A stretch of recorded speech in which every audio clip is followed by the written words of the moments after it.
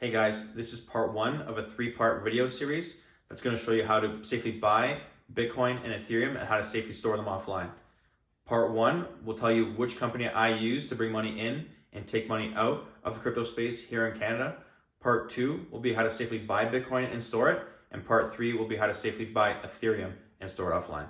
So when it comes to which company I use to take money out and bring money into the crypto space, it's a company here in Canada and they're called Shakepay. I've been using them now for about a year. They've been reliable, they've been quick, customer service has been great, and their fee structure is outstanding. Before I was getting charged, 1, 2, even 3% to move money in and out of the crypto space. Shakepay offers zero fees. So if I want to wire money in or e-transfer money in, do the opposite, taking it out, I'm charged zero fees. The only time there might be a small little discrepancy is when you actually make a trade.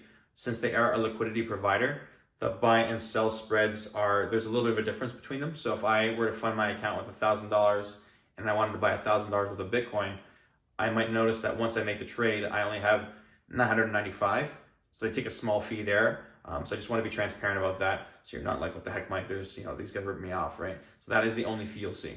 For making your account, I'm going to post a link in the description box below. It'll take you right to the Shakepay website. It should take you about 15 minutes. Once you're done making your account, go to your phone, download the Shakepay app. You're going to need that to transfer your Ethereum and Bitcoin off of the app and onto your hardware wallet, as full integration hasn't been done yet for the web-based service. Now, if there's one saying you have to live by in this space when it comes to storing and safely holding your cryptocurrencies, it's if you don't own the private keys to your wallet, then you really don't own what's inside that wallet. Okay? When you have funds on an exchange, you don't own the keys to that wallet, the exchange does. So let's say you were to purchase $1,000 worth of Bitcoin and you left the Bitcoin on the exchange. Until that Bitcoin is transferred to your hardware wallet where you own the private keys to, in my eyes, you don't own that Bitcoin, all right? You're at the mercy of the exchange's security, and your own personal security. Your email could be hacked, the exchange could be hacked, and just like that, your funds could be gone. So for the company that I use to store my cryptocurrency safely offline is a company called Trezor. Now I have both models here. I've recently upgraded to the Trezor Model T. I have the Trezor Model One as well in the past. Both of them interface-wise are almost exactly the same. Just physically, this has a new LCD screen and a touch interface, which I kind of really like. Now for demo purposes, in the next two videos, I'll be using the Trezor Model One.